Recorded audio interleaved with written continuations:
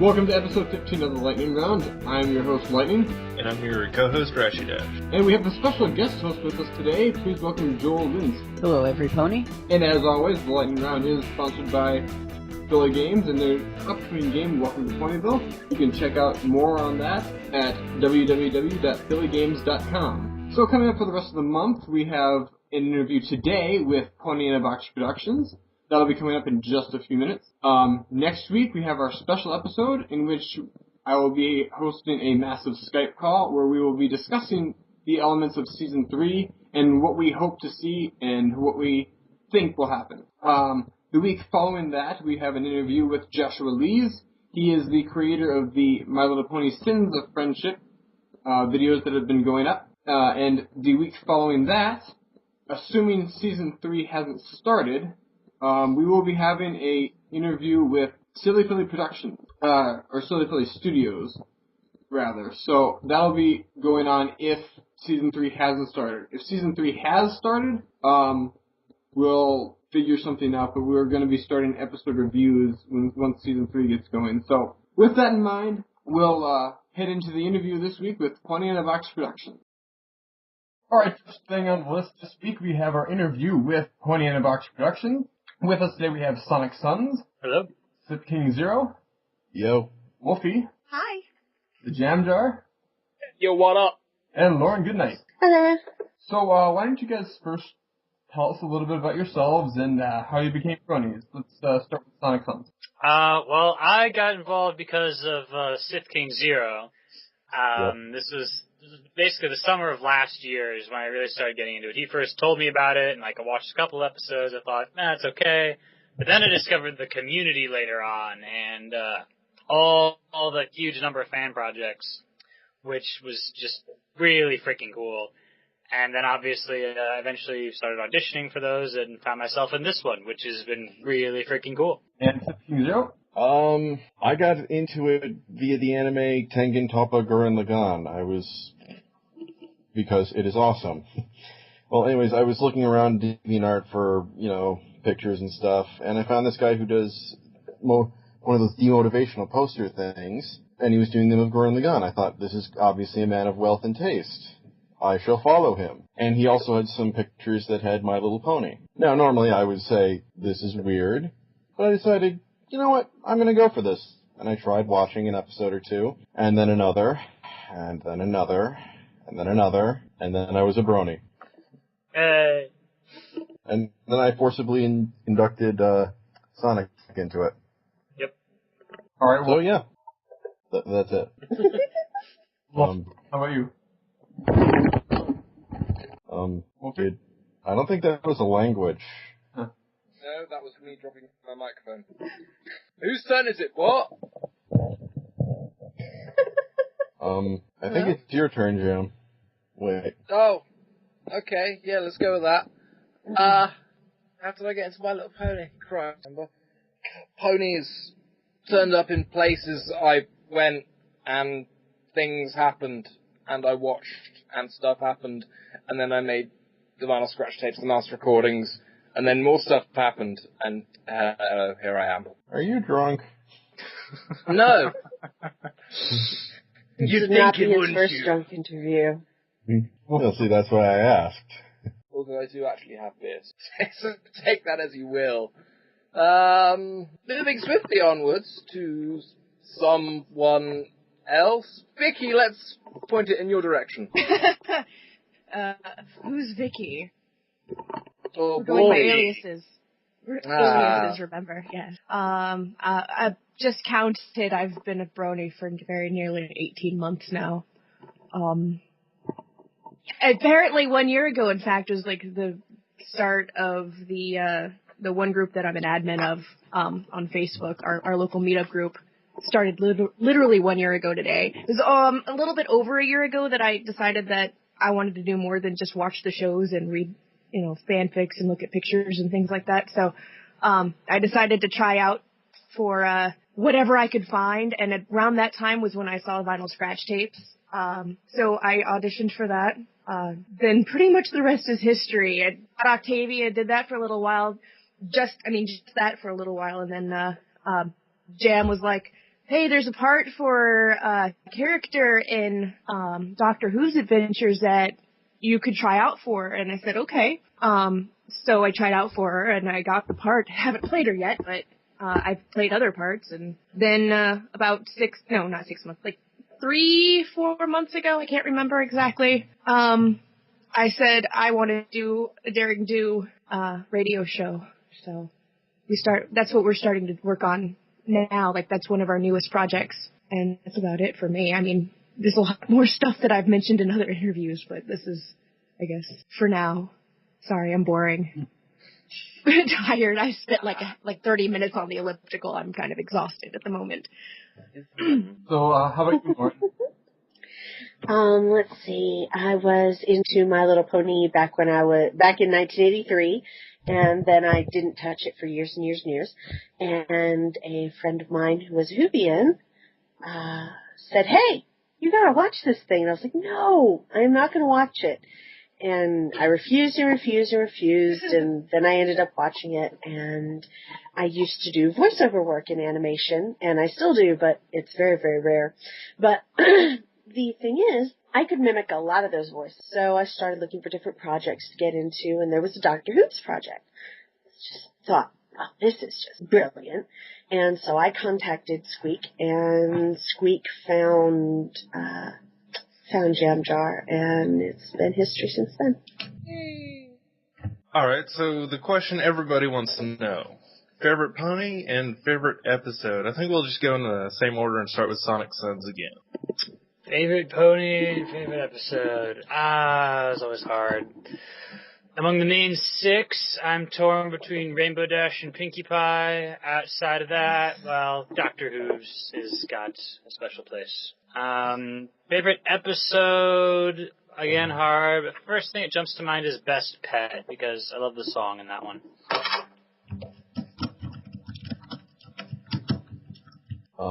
Impromptu beatboxing by Lauren there. No, I'm sorry.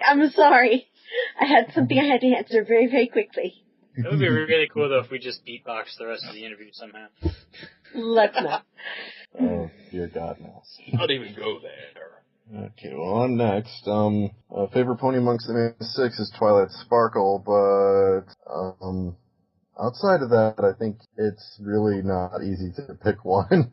It's either Derby or Apple Bloom, because, oh dear God, I can tell you the exact instant I became a brony. Apple Bloom, with big watering eyes, little pouts on her lips. Aren't you gonna stay for brunch? No one can resist that. Just a little sound effect for eyes makes Favorite episode? Geez, it's kind of hard. I haven't seen a lot of them in a little while. Winter Wrap-Up's one of them, and there was one from season 2 that I liked. The Dragon episode, that was pretty cool. Is that my turn now? Not Dragon Shack. Yes, now it's your turn. Alright, best pony, Trixie. Best episode, Trixie's episode. Yay! I guess it's my turn. Instead of going with the answers that I always give because I'm tired of saying them over and over and over and over and over again, I'm going to say best pony is Steven Magnet. And best episode is, Over a Barrel. There we go. I'm going to just be weird. Because there's not really a best pony or a best episode. There's worse episodes, but there's no best episode. Really. Yes, there is. Yes, there is. For each person, but not as a whole. That's why we're asking each person. No, but I'm going with my being contrary perspective. And this is where Lauren tells you that you're wrong. But she is Twilight. This is where Lauren tells everyone that they're stupid.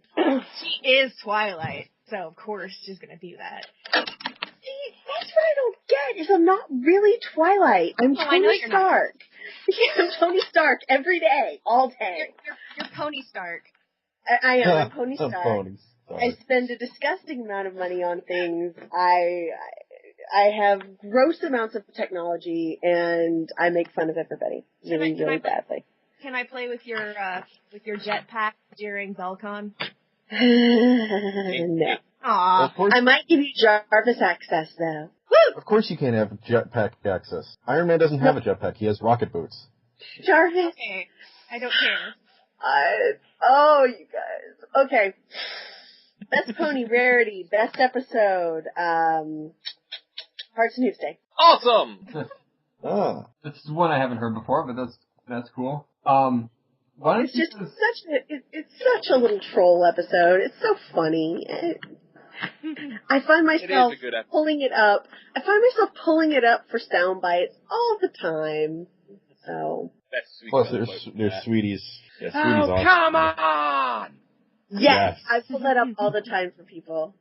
And the schnookum honey schmoopy whoopy. Thank you. I just pull that stuff up all the time and make people gap. It's the best episode. why don't you guys tell us what you each do on the team? Same order, go. I'm a writer, director, producer, and voice actor. Just a writer, voice actor, idea guy. I also co-host News from the Box, our kind of podcast-ish thing, with Sonic. Yeah, forgot to mention that. I'm the doctor. Sup, bitches? Yeah. Well said. I voice act things. Aren't I wonderful with my voice acting? I'm doing it right now. I'm Twilight Sparkle, Derpy, Rarity, and Celestia. It sounds like you have schizophrenia. No, I'm just kidding. I've directed and produced pieces as well. Alright, the team sounds pretty familiar, so is there any relationship between Pony in a Box Productions and Midnight Magic Productions? I don't even know what that is. That's the group that makes the vinyl scratch tapes, Matt. They found us. Go to hell. Grace, the answer is yes. The connection Yeah. is that a whole Just bunch a of little people bit. also work for the other, you know. Yeah. I think Midnight Magic Productions is what you call it when Jamjar wears the director hat. Pretty much. Mm-hmm. Pretty much. That's my gig. That explains why it's so slow. Aw, no, you're good at this. And I just live to fluff up Jam's ego. That's my job. Jam, it's okay that you're slow. You're a Time Lord. You don't realize that time is passing differently for you than for the rest of us. Yeah, that's true. He does. So, going back like a year ago, I think Squeak started his channel by putting songs that were centered around certain characters up. And is that how you met him, Matthew? Me? Yeah. No way. He got into this through me, actually. Okay. Yeah, he honestly, we're the only ones in the entire group who get to see each other ever, really. Yeah. Seriously, Pony in a Box You were friends Productions. before Bronies. Yeah, Pony in a Box Productions is spread out over literally 3 continents and 5 countries. Yep. We're very widely spread time out. zones. Yeah. Wait, no more than that, because Hamish is in Australia. Is that how you pronounce it? I thought it was Hamish. Hamish. Oh, well, I know. Whatever. We live in most of us, the longest we have to drive is 3 to 7 hours if we don't have to go overseas. 4 continents. Yeah. Okay, I might have been exaggerating slightly. No, 4 continents, because Australia, Asia, New Zealand Europe, and the... Australia. Yeah, Oh, yeah. New Zealand, I think New Zealand's Oh, part wait, of he's in New Oceania. Zealand? Yeah. I thought he's he in was. Australia. Oh, well, A lot of whatever. people count that as the same continent as Australia. So anyway. But anyway, as I was saying, Sonic and I, we live literally an hour apart, and we will drive to each other's house to exchange story ideas and such. He told me about Pony in a Box Productions. I found it on PonyChan, just looking around randomly. And within several hours, we had hammered out pretty much the entire second season. Because we are... Well, the whole second season took a few weeks, but yeah, we hammered stuff out pretty fast. Oh yeah, we do this a lot. We love... Yeah, but anyway, and after that I joined. Officially. Yeah. You put in... You started off as helping out to look over scripts, and then got to do voicing for Sergeant Pie and upcoming Aoi Zodal. Mm-hmm. I'm Aoi Zodal in Daring Do Adventures. Which I'd like to say, for anyone who's listening, yes, we did take some inspiration from the TV Tropes page. no, it is not going to be a one-to-one thing. We are going our own path for a lot of this. They're gonna understand. It's fine. Alright, so tell us about this Equinox storybook. That was originally not even a Pony in a Box thing officially, because that was Squeak had his storybook project. He just called it the Storybook Project, which we kind of still do call it that, or Equinox Storybook, which sounds cooler. And then said, hey, let's make Doctor Who's Adventures as a separate thread for that. Eventually, we decided, hey, the group making Doctor Who's Adventures should have a name. That became Pony in a Box Productions. And then about a month ago, we were like, let's just subsume the Storybook Project into that same group name, because it's all the same people. Original concept by Squeak, and we tell sort of children's stories type of thing, or ancient fables, either way. I'm currently working on one for Halloween, so, if you guys have that to look forward to. Yes, and, we are waiting. Oh, crap. Was I not supposed to reveal that? Nah, it's fine. Ah, crap. Oh, well. There, now you have an exclusive. Yep. Huzzah! So obviously the thing that you guys are most well known for is the Doctor Who's Adventures. How did it all get started? That started with go ahead. Well, it all started about 15 billion years ago when Let's all get of matter was condensed. Okay, a little forward then. Okay. One night on top of a desolate mountain, the man known as Squeak was making a virgin sacrifice to gain inspiration from the dark gods. Are we confirmed that Squeak is a man? I'm pretty sure he's a man. I think it's an androgynous hamster. I think he's a Time Lord. I'll go with that. Alright. Okay, but you want to know how this all got started? Squeak saw a character that looked sort of like David Tennant in the show. It had an hourglass cutie mark, and he decided to write number 12. Number 12, he later decided, hey, maybe we should adapt this into a audio thing. And then he did that. Yeah, there were steps along the way, but yeah, and he that's how Equestria was made. For auditions and stuff, figured out a lot of things that were going. I love how at the beginning the plan was we were going to make 5 full episodes first, and then we were going to play them on Celestia Radio every week for 5 weeks straight. And the idea was sort of vaguely that just every week there'd be a new full episode from then on out. It turned out to be a little more difficult than that. Okay, now we could record enough to do an episode every week. That's not the problem. Squeak could write enough to do an episode every week. That's not the problem. Post-production takes forever.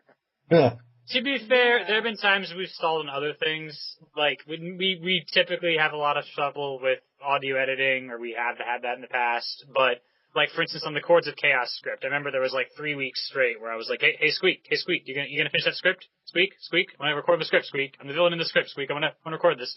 We need to finish the script first. We started wondering whose pony sono was the chipmunk or not. Yeah, I know. Right. But so we have had trouble with audio editing. In some ways though, that is more prominent because it's the last step. And we're all like, I did my part, I just need this one thing to finish and then we can broadcast. Oh, yeah. Poor Ben. Yeah, and Poor Dash back when he was he's whatever. Poor whoever's job it is at the moment. It shifts around. You know how in Harry Potter there's the thing where the Defense Against the Dark Arts position has the curse on it so that end of every year everyone has to leave or die? That's kind of what we've got on the audio editor position. Yep. The latest inductee is X-Trav. We'll see how he does with the Daring Do first episode. They did a great job on the trailer, though. Oh, yeah. As far as I know with X-Trav, he does an excellent job on all the projects that he's involved in. Yeah, good reputation. I'm talking to him right now about my microphone. So, yeah. Hey. So, for that, did you draw inspiration from anything else? For the stories of Doctor Who's? Yes. Well, the ones that have been published so far were all written by Squeak. So, mainly you have to ask him where he got his inspiration. But a lot of it comes from taking some basic concepts of Doctor Who and playing around with them. People notice some similarities to the R&V controlling people with things in their ears, and that's sort of like a Cyberman thing, but it's in different contexts this way. Squeak is also good at injecting personal stories into the obvious deadly threats or whatever. in the first couple episodes, the relationship between Twilight and the Doctor, also known as, Midnight Twinkle or whatever. The 80 other names. 80 other names, evening. You know what I just realized? Maybe he was just trying to find a companion that had as many names as he does. Maybe. Seriously, he's like the Predator now since the latest episode. Oh, yeah. What?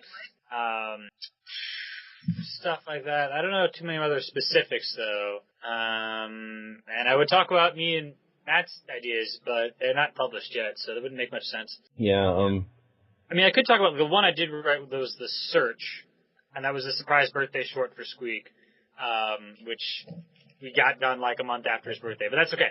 The way that came about was like, okay, so Squeak is anonymous. His actual screen name is Squeak Anon. And I thought, well, it would be interesting. No one knows anything about him. Wouldn't it be really hard to go and find him to give him a happy birthday message? So I thought of the characters all like trying to find him, and when I made the secret Skype group to discuss it, everyone chimed in with all the voices they could do. And I thought, well, I'll use as many voices as possible. And that got me the idea of people calling each other on the radio over distances, and then making like a search team or whatever, and basically it all puts together from there. Yep. So, Sonic Suns, tell us what goes into writing for the show. What goes into writing for the show? All right. Well, for each episode, there's a different point at which you get involved. So, when we started off, Squeak had already written, like, the first chunk of Chords of Chaos, which later got split into Chords of Chaos and Pony of the Opera, and also the whole number 12 fanfic had been written. So the whole basic plot was done by them, but we had a chance to look over and make, recommendations to change stuff. A lot of that is fixing typos. Squeak is a little notorious for that. We fought the weeping angles many times. Just as long as we're not facing the parallelograms of terror next time. Yes. Oh, yeah. My Pony Sona has a cape made of all the pink slips. It's a running gag on the Skype that I correct Squeak's grammar, and then he fires me for that.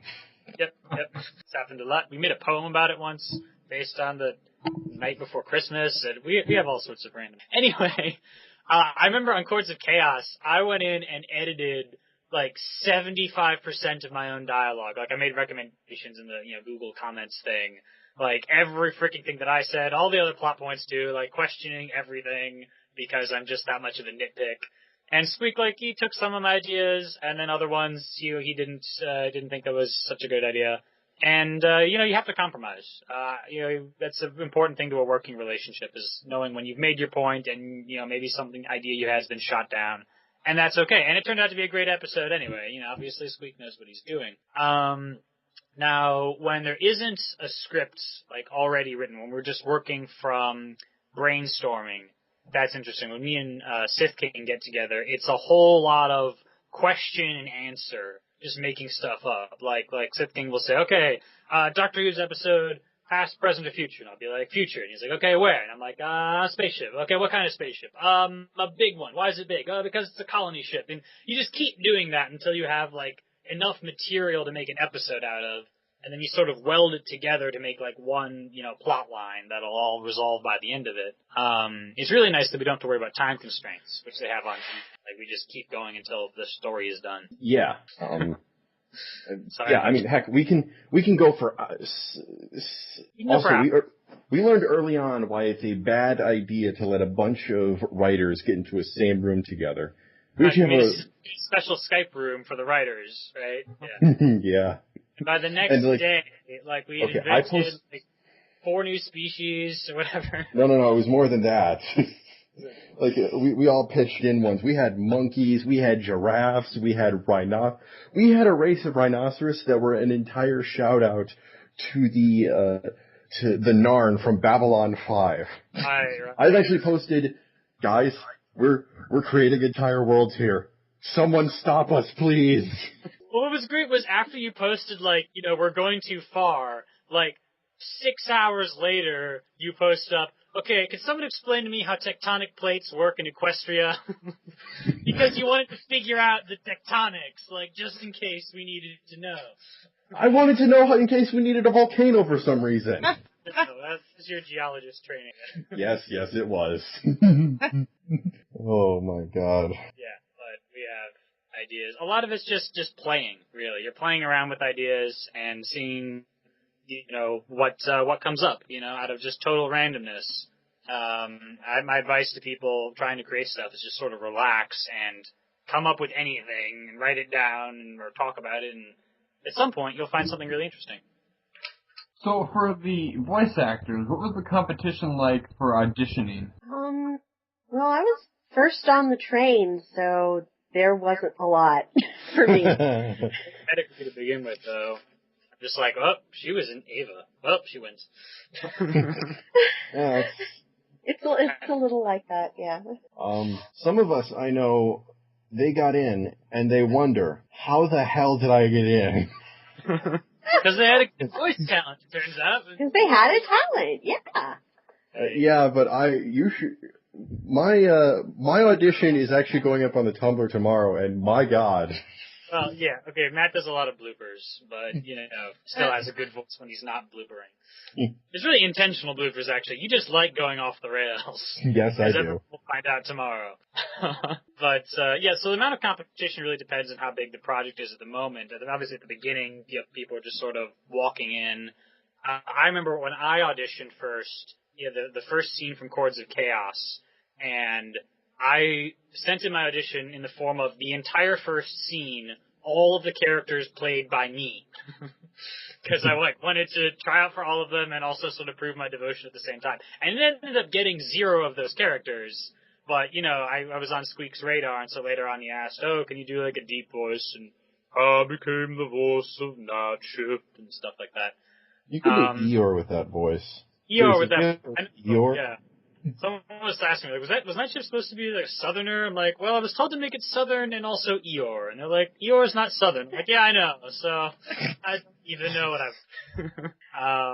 but so later on we had the auditions for Daring Do, and that was much more competitive because we have all this fame and fortune that we've gotten from the Doctor Who. Sorry. But it took a while though. We had like 100 people send in audition tapes. And I'm in charge of Daring Do, so I listened to every single one of these. And by the end of it, I was like, maybe next time I could have some help on this, like weed out the ones who have an electric whine in the background the entire time. It's like this, eeeeee, and you're like, I can't use that, I'm sorry. Like, you may have noticed we don't have electric whining in the episodes all the live long day. If we do that one where it's like a crossover with Transformers, there might be an electric whine. I also love the people that, don't understand stage directions. Like, this is for Chords of Chaos. When we need someone to go, the line says, they're taking us on all sides, so what are your orders? And it says shouting. So it really should be like, they're taking us on all sides, what are your orders? And you would not believe how many auditions we got for, they're taking us on all sides, what are your orders? Oh, I like that's the one sheet you're talking about for Herpy. Like, high-pitched. So you got many, Mickey Mouse impressions. Right. I got a lot of people giving, there are different ways to do high-pitched. And a lot of people, all they can get, is this really a squeaky sort of thing, which you don't ever listen to? But we had Neil the Nerd, we requested him to try out, based on our previous work with him. And he was the best. He was the first to try out and the best. So I listened to all these other people. It was like, nope, not as good as Neil. Nope, not as good as Neil. Nope, not as good as Neil. On the flip side, for the part of Storm Talon, we had Random, who auditioned for 3 other roles, and then wrote in the email, well, I didn't audition for Storm Talon because I thought I wouldn't get the part. And then, I'd listened to all the other auditions, and, some of them were kind of good, but nothing was really what I wanted. And then I emailed him back and said, well, you're pretty good with the other stuff. Try out Storm Talon. So he did, the last person to try out for that role, and what do you know? He got it. So the lesson there is try anything you think you might get. But, it's a fun process. Wolfie was cast as Daring Do right at the beginning of that. She, first off, came up with the idea, but then more importantly, we did a Skype call, and I gave her directions on how I wanted the voice to sound. I was confident she could do it. And she's already on our team, and, I just didn't want to bother with a whole bunch of other people who weren't going to do it as well. The same with Fluttershy being cast as Cocoa Pie. She's an excellent Pinkie Pie in our regular show. I'm like, I'm just gonna keep her. Like, come on, you know. So it all sort of depends, I guess, on your reputation, your skills, and the amount of competition that you have. But trying out is a fun thing to do. Okay, so how many episodes are planned for Doctor Who's Adventures? I think we've got 3 full seasons so far. 3 full seasons so far. In this season, we got 1, 2, 3. 3? Depending on how you count it. Call it 4 more in this season. And depending on if we need to split up an episode or not. Right, yeah. Again. That happens a lot, yeah. I think we might want to start counting by serials instead of, like in the old Doctor Who series, you know? Second season, there's like 7 episodes planned out, at least maybe 8. And that's me and Sith King. Just invented this entire arc to carry the whole thing through. It's gonna be awesome when we finally get around to it.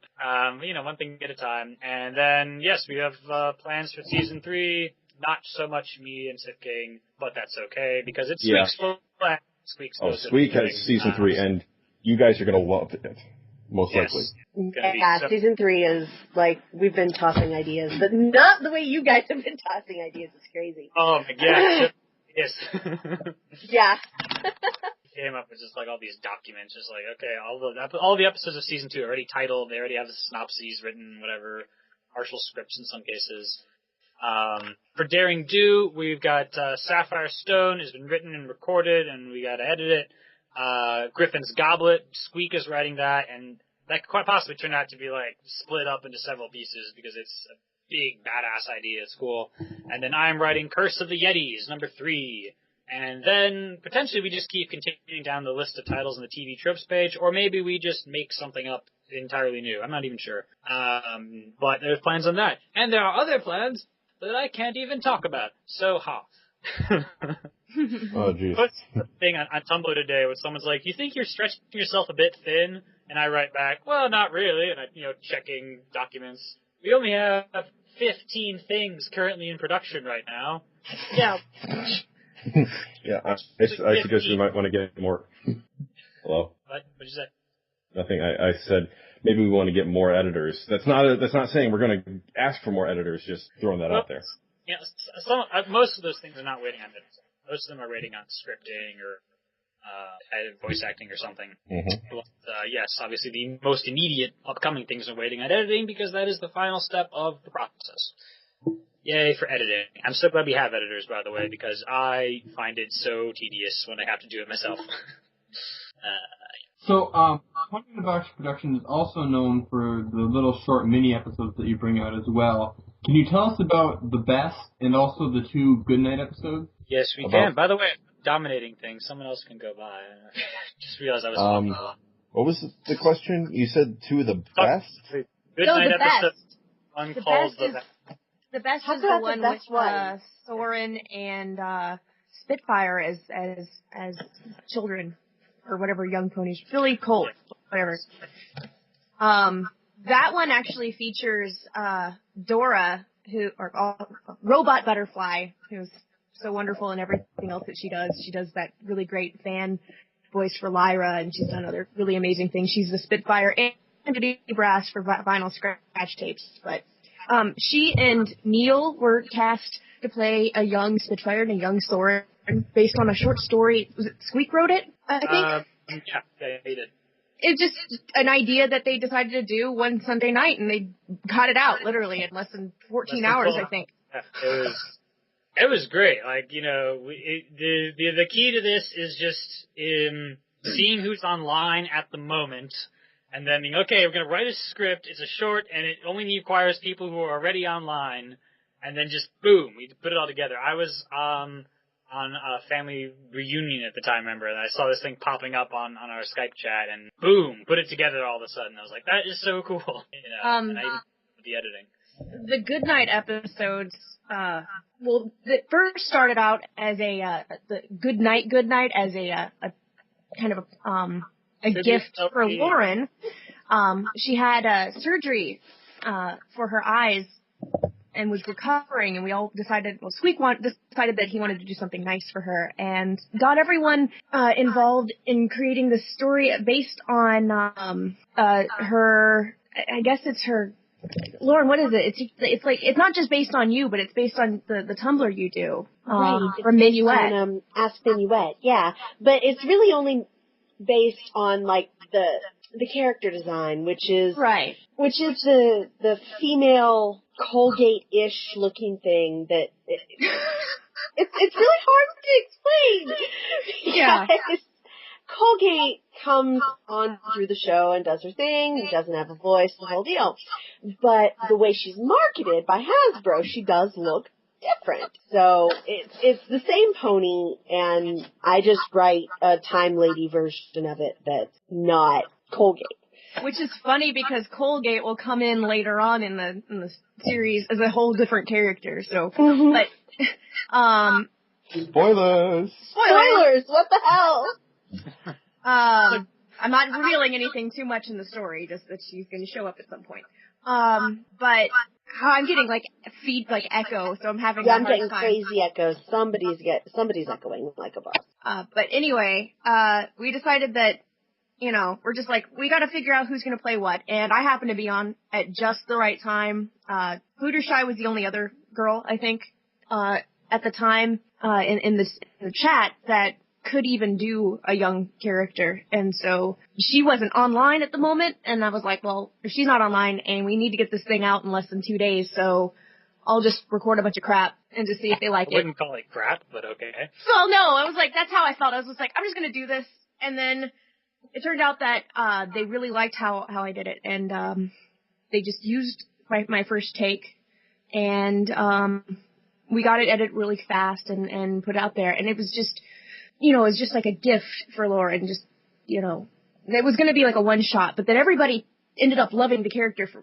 you know, Goodnight so much that they decided, Squeak decided to write another short, and tried to put it out as like one of those things like The Best, which was a less than 1 day episode. It was a little bit more complicated than that, and so it took a couple days for us to do, but it was literally written in one night, recorded in one night, edited in a couple days. And that's not the end of Goodnight either. She's gonna keep showing up later on, as a recurring character. She's got her own little storyline that kind of runs parallel with the main Doctor Who's Adventure storyline. But it's not in that story. Like, it's kind of the same universe, just a different plot thread. It's like Torchwood or Sarah Jane, or the Sarah Jane Adventures for you Doctor Who fans. Except with less bisexuality and horror in the case of Torchwood. And more cuteness. So yeah, actually it's more like... sickeningly sweet cuteness. So it's more like Sarah Jane Adventures then. Yes, yeah. Note to self. Next episode we give Goodnight K9. Awesome. Cute. Yeah, see, this is how we do things in Pony in a Box. We just start talking and talking and talking, and it drifts from one conversation to another. Sometimes we come up with ideas. Other times it's discussion of human sexuality and our deep-seated emotional issues. Along with ninjas. Remember that time we were talking about ninjas and human sexuality at the same time? Was I part of that conversation? I don't know. I think so. I know I'm one of the more weird ones that will just start talking about anything. Because I'm ADHD and I can't control it. It's okay. All right, so you touched on it a little bit, but the Daring Do radio show, what can we expect from that? Awesome. Action. Sure. Adventure. So, good. Action. Adventure. No shipping. And a dog with a squeaky toy. Oh, okay. That's I was my wondering chihuahua. about that. Like, adventurous squeaky toys? Okay, here's something that's a little more specific about it. Daring Do Adventures takes place in the same universe as Doctor Who's Adventures, just about 60 years earlier. Dun, dun, dun. Yep, we call it the universe. The universe for all our cool stuff. Yep. Currently we have 3 stories. It's roughly in the same time period as Chords of Chaos, right? Like, it's maybe just a few years before that? Yeah. Cocoa Pie is actually related to Sergeant Pie. Yep. The pies are everywhere. Yep. Oh God, they're taking over. Pretty much. I love the idea of some sort of pinky analog always showing up in, like, every place, you know? just because. Oh my god. I just realized. The pies are like Wilfred Mott. The pies are like Wilfred Mott. There you go. Donna's Except grandpa. Yeah. Oh, and like Well, all the Brodies have no idea what we're talking about. Well, there's the fourth wall, but there's also the fourth dimension, and so she breaks that as well. Yeah, she breaks now into she the can Mass with the Effect TARDIS. universe at one time. Oh yeah. I think that was like the single most commented on fact about The Search. Yeah. Everyone's just like, Shepard, Rex, that's so cool. But anyway, yeah, so Daring Do Adventures, I mean, what can I tell you to expect? I can tell you to expect, in Sapphire Stone, there is more plot than, by which I mean story, than there was in the original, episode.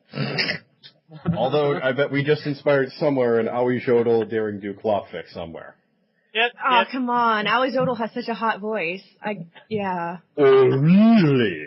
Oh, God. Glad that No. you feel that way, my dear. No. Put it back in your pants, sir. No. Well, does That's Aoi what I Jodel think. have- Daring doesn't think that. That's what I think. We're not the same person, people. I know. Good. Okay, so anyway, so we took the basic plot line of, that you saw in the Read It and Weep episode, and added stuff to it, added more characters. Some of it's setting things up for Griffin's Goblet. Some of it's following through from the episode the short we just broadcast, which is called Summer Vacation. That's sort of a little prequel.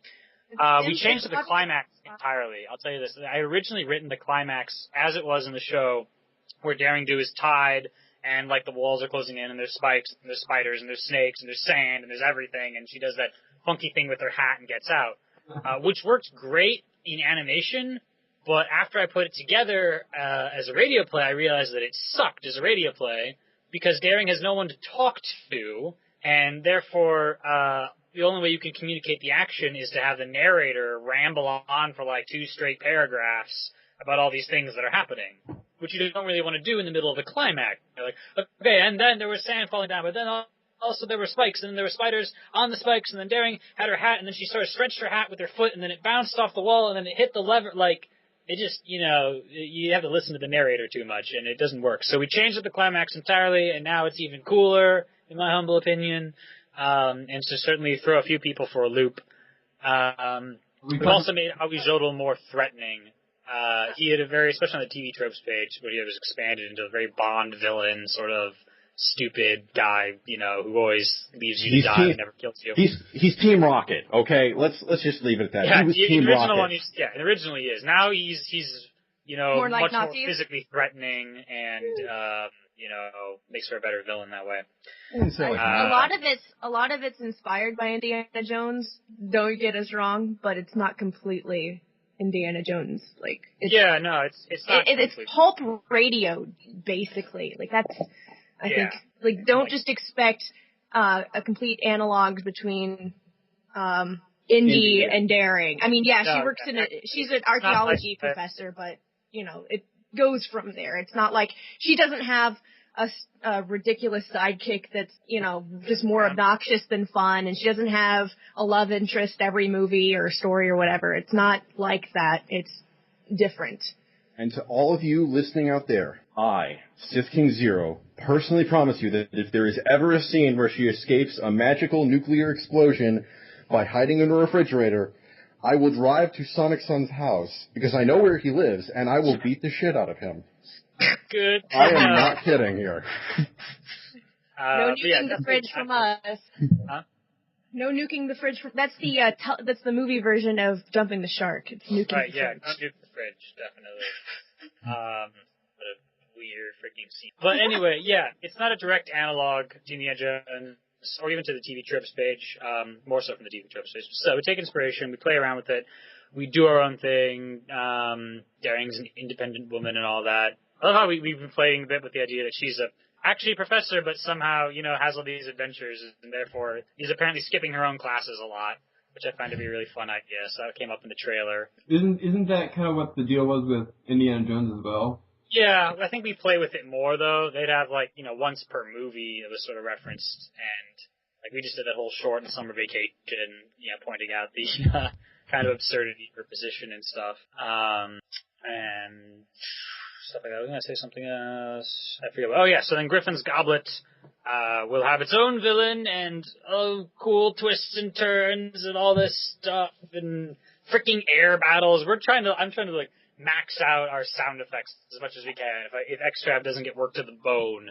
I was telling him about, okay, we need airships that are battling each other, and he gives me a sound effect that's sort of like firing cannons at a distant target, like, slash, and I'm like, no, Extrav, I need like 15 ships that are all like right next to each other, blowing the crap out of each other, and then I want like alarms blaring, and like guys are running by to like put out the fires on their ship, and then I want, like, just give me the works, This is what I do.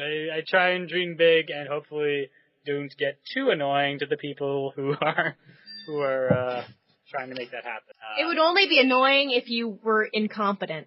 Oh, well, I'll take that as a indication that I am competent then. Yes. Yeah, as Wolfie can tell you, I do that on voice acting too. We actually read through on a live Skype chat one line at a time, and I'll pronounce it exactly as I want it, and then Wolfie will do it, or whoever else I'm coaching. And then I'll give critique on, this word versus that word, emphasize, and the exact emotion of blah, blah, blah, because I have that many ideas. So now, we talked about how it was kind of Vicky's idea, saying, I want to do Dare and Do. But was there more to it than that, and how it first developed? Well, before that, I had stumbled across the TV tropes page, which we keep referencing, which for those of you who don't know, I should, because we're talking to a full audience here, that's a website where they have like everything you've heard of from TV to movies to books and whatever, and they list the various ideas that pop up in them, like Luke, I Am Your Father is a trope, for instance. And after the Daring Do episode came out, they put together this page as if the Daring Do books were real. And they have like all the books listed out, all their titles, all their plot lines, and just zillions and zillions of ideas listed up. The works that are based on those, like movies, for example, and television shows, I think. Derivative works, even. Derivative works of something that doesn't exist. My God, I love this fandom.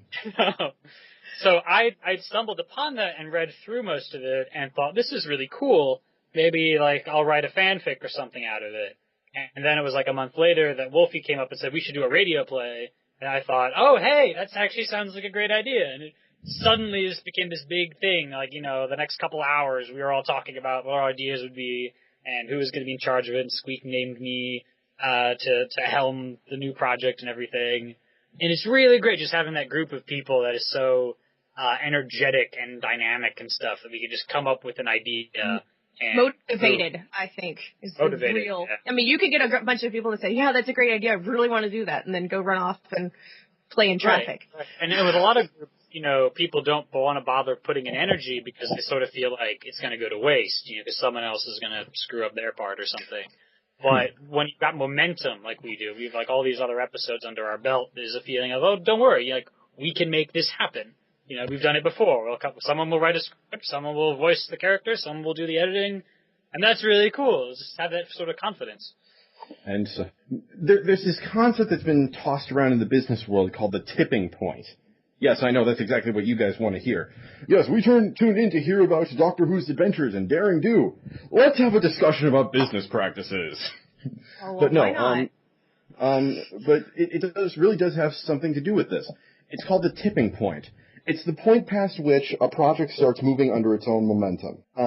You know what I'm saying here? When the organization of a group is well enough, well oiled enough that everyone knows what their part is, they know what they need to be doing. There's leadership that is really good at delegating tasks and coming up with plans. Yeah, I mean that's exactly what this group has. It's absolutely fantastic. I don't think I could have ever been happier joining a crew. Vinyl scratch tapes is great, but we are constrained by everyone having other things that they have to work on at the same time besides just real life. And we have, we're constrained with like one audio editor and, we have work. It's just that we're more spread out and we're more diverse in what we have to do. But in Pony in a Box, it's definitely much more focused, but focused on many more projects. It's absolutely wonderful. Like, I can't believe that there's actually a fan group that is this well organized. It's fun stuff. And I'll tell you, by the way, that, most fan projects just fail, and I've had that personal experience. I think we all have. I was in. Huh? Yeah, like they have a good. Heck, I've started some. Like I tried to set up a role play where it would be like an Ultimate Showdown of Ultimate Destiny back on Gaia Online, if anyone remembers that. Died within 10 pages. It's that one law. Like for every 10 things that are born, only Surgeon's one really. Law, is that what we're doing? Yeah, sort of. Yeah, only like 10% of them get good enough to really. Only a certain percent get momentum to continue on indefinitely. My other project just have was the chemistry right. That's all. The chemistry right. Yeah.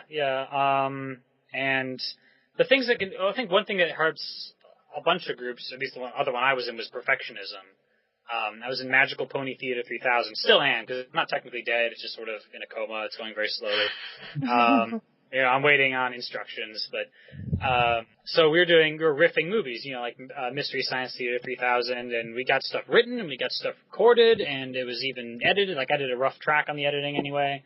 But then the feeling was we should have it animated. And animation turned out to be really freaking hard. And, like, the months just sort of crept by, and eventually, recently, they were like, oh, maybe we should not do animation and make it just sort of audio or maybe storybook or storyboard style or whatever. But the fact was they didn't want to put anything out until it was, like, just excellent. And because of that, nothing came out, It sounds meanwhile, stupid. we just put up our auditions. Like Jam Jar has a video early on Squeak's channel, just like his audition for the Doctor. Hey, that's entertaining enough by itself. It's something. Start with something. It sounds stupid, but sometimes, it's okay to do crap work if it gets things moving. That's one way to look at it. Yeah, that sounds a lot more horrible than it actually is. How about every expert was once a beginner? That's better. See? Okay, so are all of these shows premiered on Celestial Radio? Everything we do broadcasts on Celestial Radio. I guess News from the Box didn't broadcast. Pretty much everything we do broadcasts initially on Celestial Radio. That was the plan from the very beginning. And we tried to reach out at one point. We emailed Everfree Radio, and then they didn't email us back. And we were like, okay. And we thought that maybe Celestia would broadcast first, Everfree would get it, a day later, and the 2 days after that we'd have the YouTube account or something, but we'd get the video. But Everfree wasn't answering our email, and eventually they did and asked if they could have an exclusive, and we were like, well, you weren't answering your email, so how about not exclusive? You can just have it when you like it. And they went out of contact again. This is the thing with fan projects, I guess. But yeah, it's nice doing the broadcast. It's nice seeing everyone's live reaction. It's nice giving sort of a special treat for those fans who are paying enough attention to get there soon or get there on time. And it's nice to have a beta test because if something goes wrong, some sound effect nobody understood or whatever, we will change that for the YouTube release. That's really nice, so you can have that extra layer of polish. I'm nodding, but that since no one can see me, that's kind of pointless. Again, I tend to just keep on talking. By the way, LG has to go, apparently. It says in the text here. Yes, I do. Sorry. It's been an hour. Yeah. Okay. See you later, LG. Hi, Lauren. Good night, everybody. Watch Doctor Who's Adventures and listen to Vinyl Scratch Tape. Season 2 is coming up. Have a great evening, and catch me on 8bitx.com for 8bit sex until we move servers and go national. See you. Bye. Bye. Take care of yourself. Bye. Yeah, she's gone. Okay, good. Now we can start telling her what we really think about her. Lauren is so annoying. No, she isn't. I know. Lauren's great. Playing the joke. Yeah. But, let's see, what else? How about we ask the interview? Yeah. I know it's getting close to the end of the year, especially the end of the summer. There's not many more conventions that are left. Are you attending any that are still coming up? Yes, we are.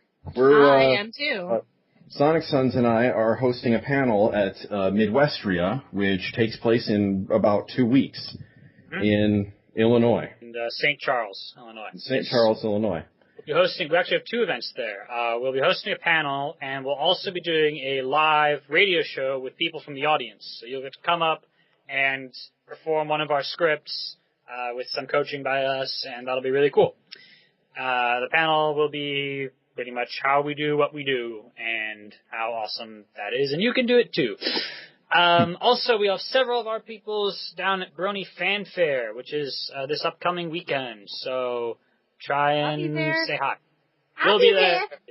I'll actually have an interview, which will be played aloud there, but I won't physically be there. Yeah, I don't have plans really beyond that. I don't know what other conventions there are upcoming beyond that. Okay, so you sometimes include people outside the group, such as Bald Dumbo Rat and Coco Neru. Are there any plans for any more? Coco did the lullaby cover. Okay. It kind of goes on a case-by-case basis. I mean, we don't always know who we're going to need for a project. I mean, sometimes we have people available for a project. Other times, well, this as stupid as it sounds, we don't. So we do call in outside help from time to time. I mean, if all the female voices were gone, I mean, listen to my voice. Listen to it. I sound like Darth Vader. Seriously, I sound incredibly deep. Would you want me voicing Pinkie Pie? Actually, yes, I would. But that's not the point. The point is, sometimes we honestly don't know. Yeah, no big plans for a guest star at the moment. Beyond the one thing which I'm not sure we can talk about. So there is a plan of some sorts, but you'll find out in the next couple episodes. How's that? I mean, sometimes things are just like someone else in the community will just come up to us and say, hey, I want to be a part of something. And we'll go, well, yeah, what can you do? Or if there's somebody we want to work with, we'll say, well, here's a part that we have, and let's have you do it. You know, like, I know Hannah did a bit part in Chords of Chaos, for example, and other random things like that. And Bald Dumbo Rat's actually worked with us on several projects, but she's still doing her own thing and isn't technically part of the box. Honestly, I guess. If she asked, I just add her, but I yeah. He, whatever, is busy enough with Doctor Who's an assistant. Which is a fine radio project, and just to clear things up, we have no problem with them. They're friends. Yep. So in short, we don't have any current plans to bring in outside talent unless we do. Yeah, we should have had a more concise answer on that one. Just like spoilers. At the moment, we have no plans to bring in outside talent, except for projects which we're not going to tell you about yet. Yep. Or projects that haven't been conceived of yet. Well, that too. So other than Daring Do and the Doctor Who's Adventures, are there any other projects that you can tell us about that are in production? Well, we're doing more storybook stuff.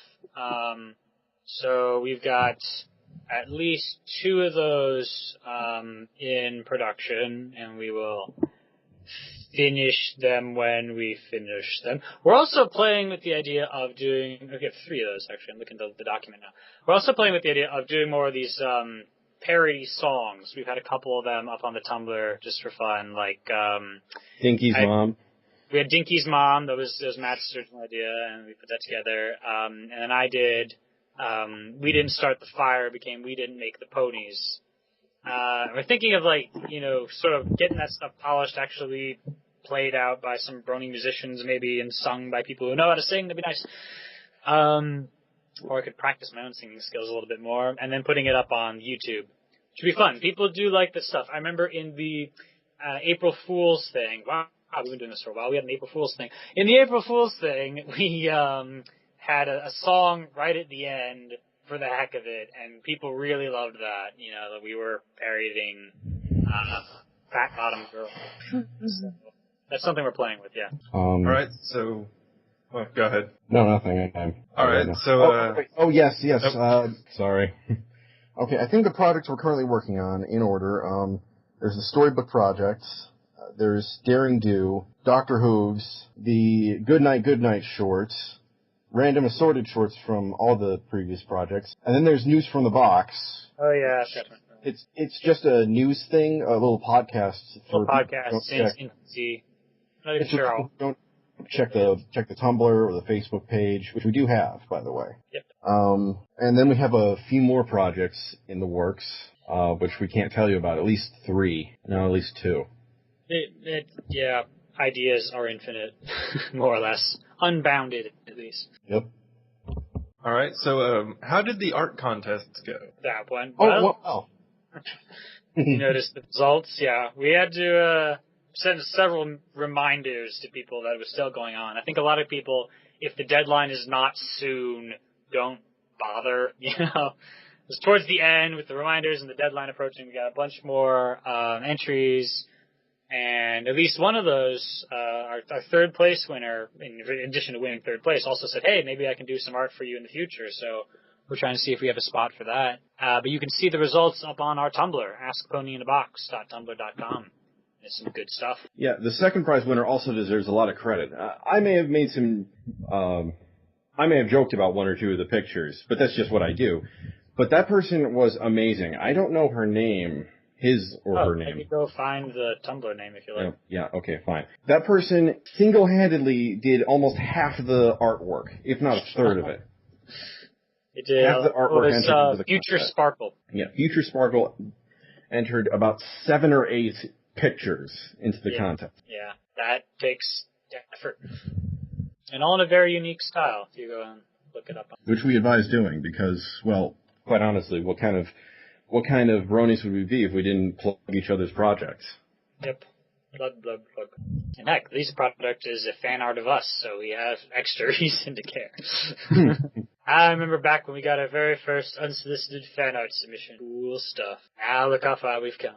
The whole contest. So, that's about it for us. Do you have any final thoughts that you want to bring out, or any shout-outs that you want to do? Oh, shout out to the Vinyl Scratch Tapes, the Master Record. Hi. Whatever. Shout out to the rest of them that are not here, I guess. Hannah and Dora and Den and Reed and Ink and everybody else who's going to be at Brony Fan Fair this weekend, except for Jam, because unfortunately he lives in the wrong continent. I'm still in the right continent, but I'm a 20-hour drive away. So, meh. Yeah, well, they're flying me. Yeah, I know. You are so privileged or something. But I'm a guest, so You're I kind a of... guest, so and plus, Dora's grandfather works for American Airlines, and so we get discounted tickets. And Q and, I think it was Din both chipped in money for the discounted tickets for me, so... That is so sweet. I have awesome friends. I noticed. It's too bad I'm a horrible person. But... I'm just a slightly... We love you. Anyway, what other things are cool? Dr. Who's Assistant is always cool. If you happen to see Magical Pony Theater 3000, just make that a future bump if that ever comes out. Then you can go watch it. Hey, welcome. Shout out to Welcome to Ponyville. Oh, yeah. You guys rock, including Lightning and Reishi, of course, because y'all both work on it. Let's see, who else do I want to... I have a whole list of groups that I'm in. Jeez. Oh! The Fallout Equestria radio program. You guys are awesome. Even if I don't really have that much to do with y'all, you guys rock. Especially Coco, because you are the best.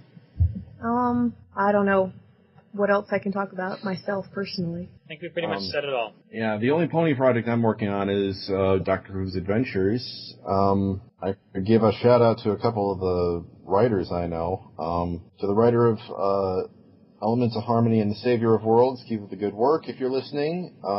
Same as the author of Echo the Diamond Dog. Good stuff. Yeah, good stuff. I got nothing really. Okay. Alright, and that just about wraps things up. Thank you guys for the interview. Thank you very much. You're welcome. Thank you. Thank you. And with that, we'll move on to the rest of the podcast. Alright, next up for this week, we have the news. First thing on the list is a Kickstarter for Hayotian. They have put up a Kickstarter to help them begin their tour. So far, they have had 311 backers for a total of $20,826 of their $30,000 goal. So they're already over 2/3 of the way there, and there's still 21 days to go. So they still need a little bit more money, and you can help them out. The link for all that is in the show notes. And next up, we have a PMV request from Jason Thiessen. He actually threw a tweet out that said, "Some Brody make a PMV to the song being Up, Up, and Away by the Fifth Dimension." A little bit of an older song. I don't think we actually have any quite yet that I've seen, so it's still out there, and if you want to make a PMV, why not make Jason Thiessen happy? You can find out more information on that, as well as a link to a YouTube video of the song in question in the show notes. And also coming out is Friendship is Magic Comics. Pre-ordering available in November.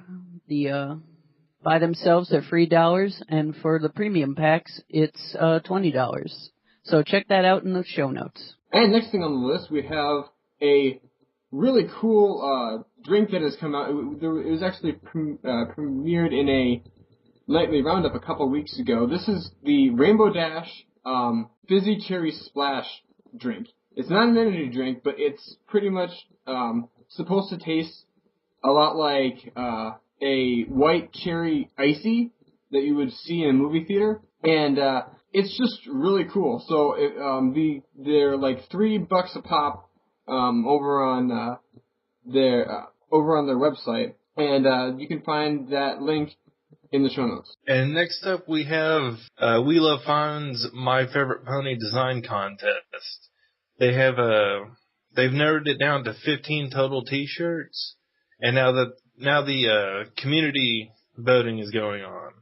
The voting will go through September 13th, and the winners will be announced 9/14. So if you want to vote, check out the show notes for a link to find all the information about that. And also on the list is the My Little Pony Song Summary, where you can go and check out the statistics of who in the show has sung and how much so. You can check that out in the description, and it's really cool. Get absolute statistics and ratios on every single pony and what they've sung in the actual show. And lastly, for this week, we have a absolutely huge compilation of convention news. Starting with the Pwn 3 Con, it has been announced that it's going to be September 29th. September 28th is a free day, apparently. It's going to be in Omaha at the Sheraton Omaha Hotel, and pre-registration for that has ended. But it'll be $15 at the door for an all-day badge. Children 4 and under are free. They also have a website up for that as well. The BronyCon OC contest has ended. There's lots of information on that on their homepage as well. BronyCan has been announced. It is a new Canada Brony convention that's going to be going on. They have released their website. Brony Mexicon Gala 2012 has been announced.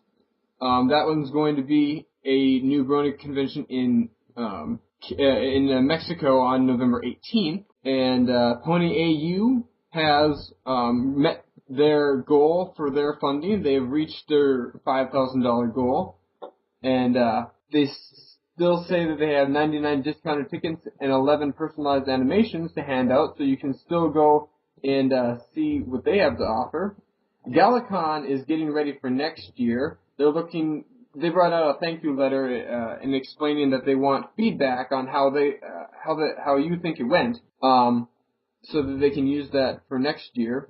And PH PonyCon 2013 has released their website and is now accepting pre-registration. That'll be going on from September 1st to December 31st, 2012. And you can find lots more information on all of those things in the show notes. So that'll bring us to the videos, the PMTV segment for this week. First of all, we have a really cool PMV titled Party Foul. It's actually the song Party Foul by Spouse that has just been ponified. This has been done by Outside the Blocks. It's a really funny song, and just ponifying it itself makes it really, really, really funny. I laughed so hard while I was watching it. Next is a song titled Awoken. This has been done by Wooden Toaster, but they brought out a 3D typography video, which is really well done. And this is also the song that Brony Dance Party is currently working on. They're making a music video for that one. So it's a really good song, and I've been trying to listen to it more because I want to see it once Brony Dance Party brings it out. Next on the list, we have the brand new episode of Re-harmonized Ponies. This one's called The Truth Liberates. It's the longest one so far, and I may or may not have lines in this episode. Next on the list is something a little bit dark that has come out. It's a video called My Little Paradox by Deus Gear, and it's just a little 1 minute and 30 second clip from, or it's a 1 minute and 30 second video about Twilight using the time spell again, and things go a little bit wrong while she tries to use it. And lastly, we have the second episode of My Little Portal that Christian's Cartoons has brought out. This one has a little bit of a warning at the beginning for a slightly graphic scene at the very beginning of the video. But overall, it's a really good video, and this series itself is turning out to be very interesting. So I'm looking forward to more of what they're bringing out there. And the link to all these videos can be found in the show notes. And that brings us to our music section. First up, we have a collaboration between Art Attack and Meta Joker called Return. This song is actually about shining armor, and it has a neat little subtle video by My Little Visuals as well. Next, we have Fill Your Glass by Hirosashi, which is a little bit of a pop song, and it's actually about Berry Punch, and it comes off a little bit of a dance mix kind of music. Next, we have a Lyra song called Melody on My Heartstrings by Dylan One Kenobi. He actually says this one was mainly inspired by a bunch of early All-American Rejects albums. And next up, we have something a little bit different this time. It's called the National Anthem of the Equestrian Democratic Republic. It was written by Sonic Fan 39 Returns and has vocals by I Am Shadow 007. This is actually a one-verse version of it, and a full version of it is actually coming out soon. Next up, we have Spiked by Xander, and as you could probably guess, it's about Spike. And to find links to all of these, check out the show notes. And that'll bring us to the casting call for this week. Joel, why don't you take that one? The casting call. A fan-made web series called Pony Days is looking for voice actors for OC ponies. They released a video describing what they're looking for, as well as the Google Docs page. They didn't give too much information, but there's about 7 total, including male and female roles. So jump on it before it's too late. Check the show notes for more information. And with that, we'll head into the fanfic segment for this week. This week, we actually have Joel on to talk about the Re-harmonized Pony panel that's going to be taking place at Midwestria. So Joel, why don't you tell us what's going on? Thanks, Lightning. Coming soon is Midwestria, September 14th through the 16th. It is a convention held in St. Charles, Illinois. A lot of the writers of My Little Pony will be there, but not just the writers.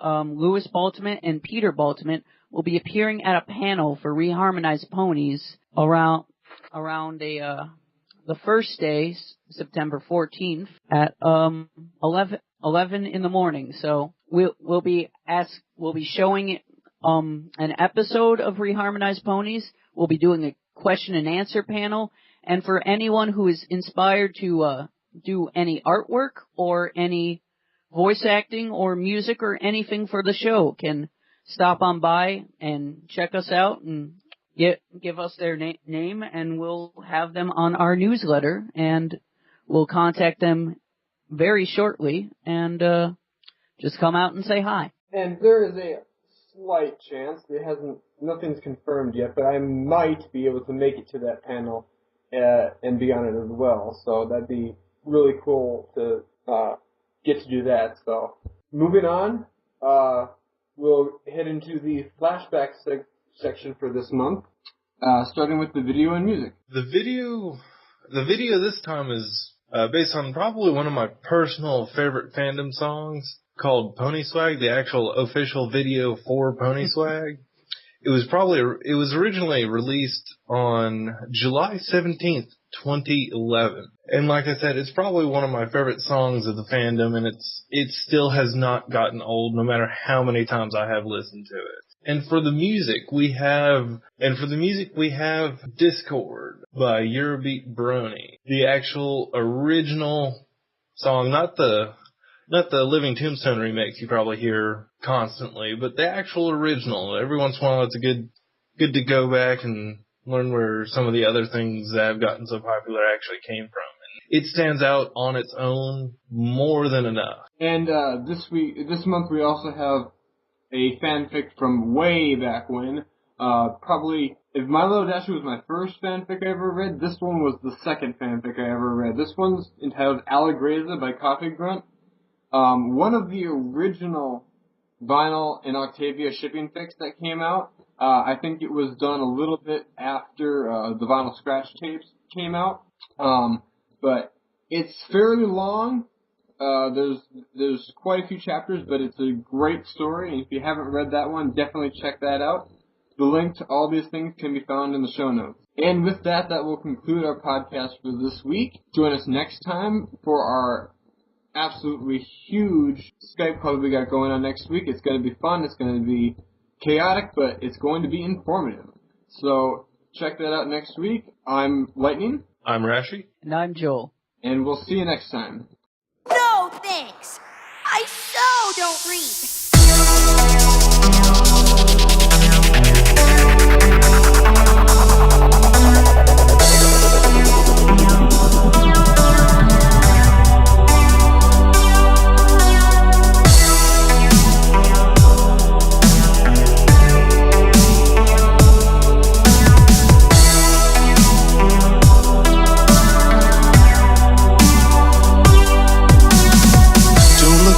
It's too late to turn back now.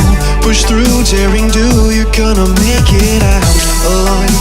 This time you won't let the danger overcome you.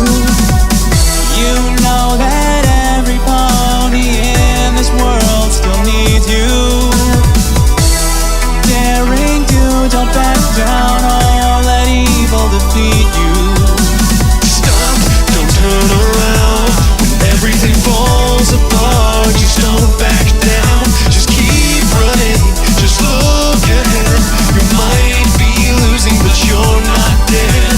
Now I'm up a stumble when I toss my frown. Continue moving up, never falling back down. And around this time I should say to you, patient for the lifestyle of daring do. I used to be just depressed and messed, expressed to impress like a dang contest. Bang bang, I just dropped a couple of audibles. Trust me when I say nothing is impossible.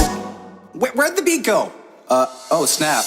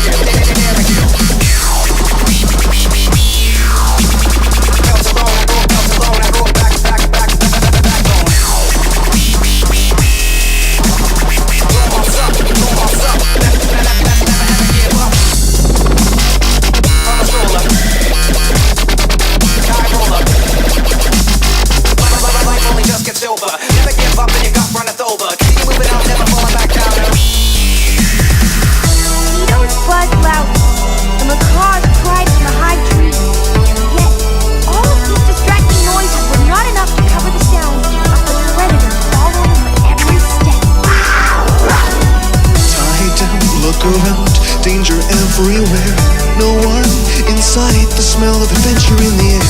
When it seems like your world has turned around, no one can stop you, so never back down. Obstacles are in front of and behind you, but this fear deep inside, you know it blinds you. Take a leap and we will catch you as you fall. You know with your courage you can overcome it all. Stop, don't turn around when everything falls apart. Just don't back down, just keep running, just look ahead. You might be losing, but you're not dead. No, I wouldn't be where I sat and groaned and moaned about the times that I felt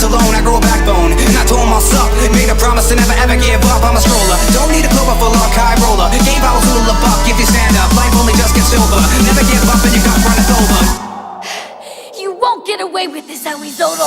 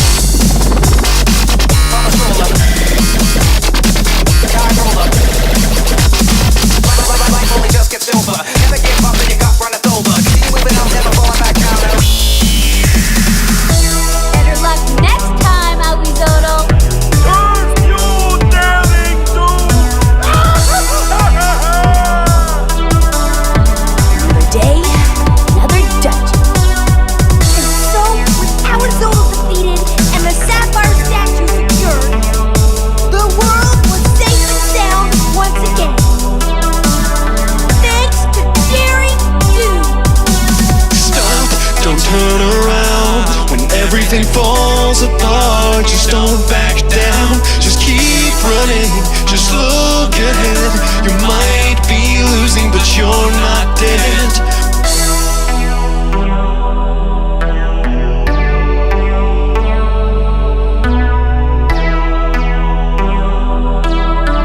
Hold on, hold fast, keep going.